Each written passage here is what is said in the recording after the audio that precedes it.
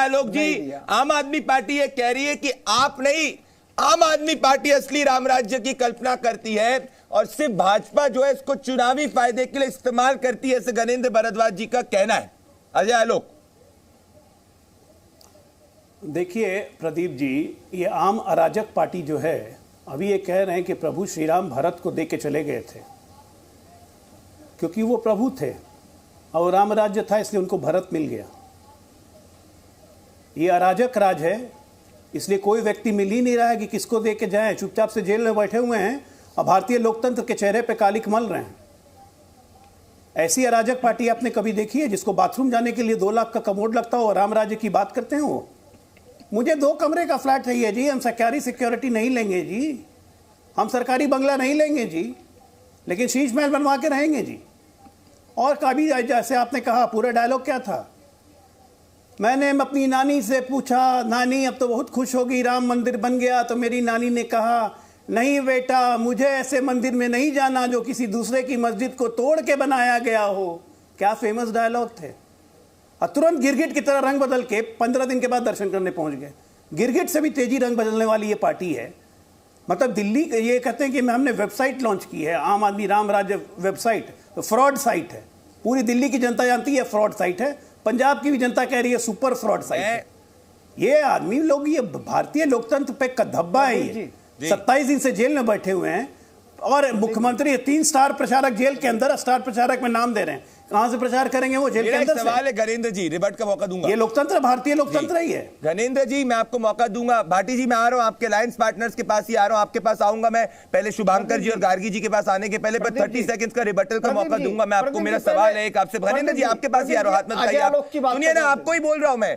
मेरा एक सवाल है, प्रभु श्री राम आदर्श की बात करते थे, मतलब हाई स्टैंडर्ड्स, बड़े आदर्श की, तो कभी भी कोई लांछन लगता था, जब तक वो लांछन क्लियर नहीं होता था वो त्याग की बात करते थे। आपको नहीं लगता कि अभी जो आरोप लगे, तो अगर आप प्रभु श्री राम राम राज्य की बात करते हैं तो उन आदर्शों के हिसाब से कुर्सी छोड़ देनी चाहिए जब तक आरोप झूठे नहीं साबित हो जाते?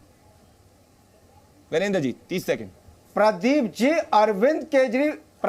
अरविंद केजरीवाल जी के खिलाफ मोदी जी ने एक साजिश रची है। वो चाहते हैं कि अरविंद केजरीवाल की सरकार दिल्ली से खत्म हो जाए, वो चाहते हैं कि अरविंद केजरीवाल की सरकार पंजाब से खत्म हो जाए, क्योंकि अरविंद केजरीवाल जो गरीब के लिए काम करे मोदी जी को बिल्कुल भी पसंद नहीं है। मोदी जी चाहते हैं कि अरविंद केजरीवाल जी शिक्षा का काम बंद कर दे, वो जो अच्छी चिकित्सा देने का काम कर रहे हैं वो बंद कर दे, महिलाओं की बस यात्रा बंद कर दे, मुफ्त में फ्री बिजली फ्री पानी बंद कर दे, महिलाओं को जो 1000 रुपए सम्मान राशि देने की बात कर रहे हैं वो बंद हो जाए, बुजुर्गों की तीर्थ यात्रा बंद हो जाए। ये मोदी जी को पसंद नहीं है। अरविंद केजरीवाल से दिक्कत क्या है? मोदी जी को यही तो दिक्कत है कि अरविंद केजरीवाल जी गरीब के लिए काम क्यों कर रहे हैं, गरीब की बात क्यों कर रहे हैं, ये मोदी जी को पसंद नहीं है, क्योंकि मोदी जी क्रोनी कैपिटलिज्म की सरकार चला रहे हैं। मोदी जी चुनिंदा उद्योगपतियों के एजेंट के रूप में काम कर रहे हैं। मोदी जी नहीं चाहते कि गरीब आदमी को उसका वाजिब हक मिले।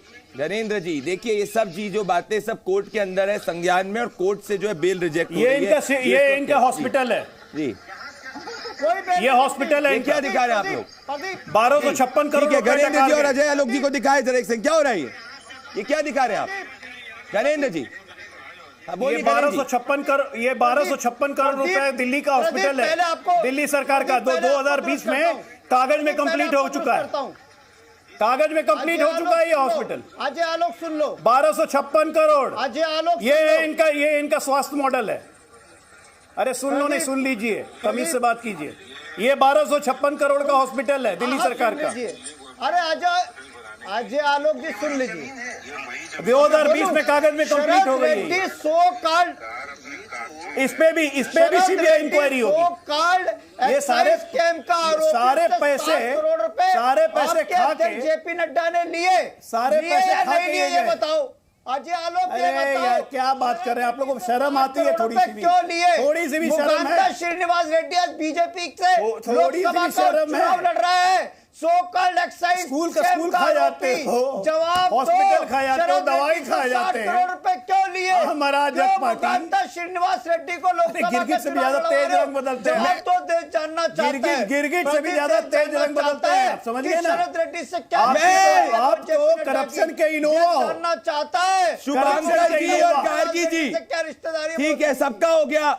अभी तक भाटी जी, अजय आलोक जी और वीरेंद्र जी, मैंने काफी समय दिया। मैं शुभांकर जी और गार्गी जी के पास आऊंगा, फिर भाटी जी आपके पास आ रहा हूं। और भाटी जी देखिए, आपका इतना बड़ा अलायंस है, तो इसीलिए आपके अलायंस पार्टनर्स के पास भी आना जरूरी है। तो मैं कहना चाहता हूं, देखिए शुभांकर जी, आज मैं आपको एक डिफरेंस दिखाना चाहता हूं, और गार्गी जी आप भी ध्यान से सुनिएगा। ये मैं नहीं कह रहा हूं, ये मेरा ट्वीट नहीं है, ये बंगाल की मुख्यमंत्री आदरणीय ममता बनर्जी जी का ट्वीट है। और आदरणीय ममता बनर्जी जी क्या कहती हैं, और ध्यान से सुनिएगा एक बार शुभांकर जी, मैं नहीं बोल रहा, ममता दीदी कह रही हैं। आज दीपावली के दिन कहती है कि रामनवमी के दिन कह रही है, सुबह 8 बजे का ट्वीट है, सबको रामनवमी की शुभकामनाएं, greetings to all on the occasion of Ramnavami. I appeal to maintain peace. ध्यान से, मैं अपील करती हूं कि शांति बनाए रखे। क्यों भाई, किसने हथियार उठाए, किसने क्या किया, ये अपील है। चलो मैं मान लेता कि आपकी नीयत साफ है, पर जब आप ईद के दिन पे विश करती हैं तो क्या लिखती है?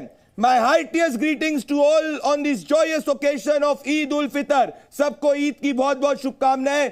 भगवान ईद खुशी, सुख और प्रॉस्पेरिटी सबको लेके आए। यहां क्यों नहीं बोला आपने ईद के दिन कि I appeal to all to maintain peace? मुझे बताइए, ईद अगर आपकी सोच में सेक्युलरिज्म है तो ईद के दिन क्यों नहीं बोला कि सबको पीस मेंटेन किया जाए? शुभांकर जी।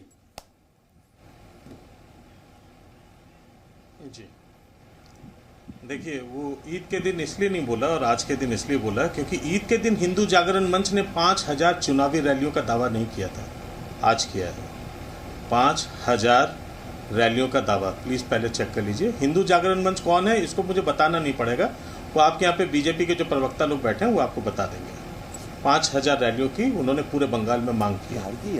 तो यहाँ से बात शुरुआत होती है, क्योंकि यहाँ बात चुनावी रैलियों की है या धार्मिक रैली की नहीं है। धार्मिक से तो उन्माद इनको फैलाना है। बात यही है, जब आप दोनों पार्टों में जब आप बंटवारा कर देते हैं और हर चीज में आप डिफरेंशिएट करके आप पूछते हैं, ईद में ऐसा क्यों नहीं बोला? ईद में अगर उस समय प्रोसेशन निकाला होता तो ईद में भी बोला जाता। आज के दिन निकाला जा रहा है, आज बोला जा रहा है। दूसरी बात, भारतीय जनता पार्टी हमेशा, क्योंकि उनको वहां पे हिंदू पॉलिटिक्स खेलना है, जैसे आप लोग हमसे कहते हैं ना मुस्लिम पॉलिटिक्स खेलना है, एक्चुअली तो धार्मिक पॉलिटिक्स पर बैन हो जाना चाहिए ना। आप हमारे ऊपर ये तोहमत लगाएं कि हम मुस्लिम वहां पे राजनीति कर रहे हैं, ना हम आपके ऊपर तोहमत लगा पाए कि आप हिंदू राजनीति कर रहे हैं। लेकिन आप लोगों ने ऐसा ही वहां पे किया है। जब से आप गए, इससे पहले हिंदू मुसलमान कभी बंगाल में कभी हुआ ही नहीं। जबकि मैं आपको बता दूं, बंगाल में हिंदू बंगाली और हिंदू मुस्लिम साथ में बहुत अरसे से रह रहे हैं। लेकिन इसी बात को आप लोगों ने अपना चुनावी एजेंडा बना लिया।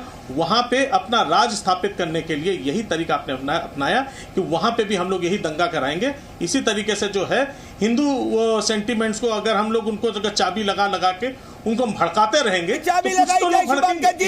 सिर्फ हिंदू सेंटिमेंट चाबी लगने के लायक है। हिंदू के वहां पे दंगा हो सकता है, ईद के वहां पे कुछ नहीं हो सकता। हिंदू सेंटिमेंट्स को चाबी लगाई जाए, हिंदू सेंटिमेंट्स को धार्मिक उत्पाद बनाया जाए, सब कुछ में हिंदू हिंदू हिंदू हिंदू को धूमिल करो, हिंदू की आइडेंटिटी पे क्वेश्चन करो, हिंदू उत्पादक है सब कुछ हिंदू। तभी जाके कलकत्ता हाईकोर्ट में जाके आप कहते हैं कि प्रोसेशन शोभा यात्रा ना निकले, जिसको कलकत्ता हाईकोर्ट को रिजेक्ट करना पड़ा। और डायरेक्ट एक्शन डे भूल गए आप, जो आप कह रहे थे कि सब कुछ बराबर होता है। डायरेक्ट एक्शन डे 1940s का भूल गए आप शुभांकर जी। गार्गी जी, क्या बात है ये? जब देखो, जब रामनवमी के दिन धार्मिक चीजों की बात मत करो, रामनवमी के दिन ही सब कुछ। प्रदीप जी शुभांकर जी, बता दूं, मेरा नाम लिया गया है। गार्गी जी को 10 सेकंड बोलने दीजिए, फिर आइए। हाँ बोलिए शुभांकर जी। क्या लगता है जब आपको वही सुनने में आता है जो आप सुनना चाहते हैं? मैं सच सुनता हूँ और देश की जनता भी सच सुनती है। उन शब्दों को उठाया जो आप सुनाना चाहते थे। मैं तो आपके शब्दों को ले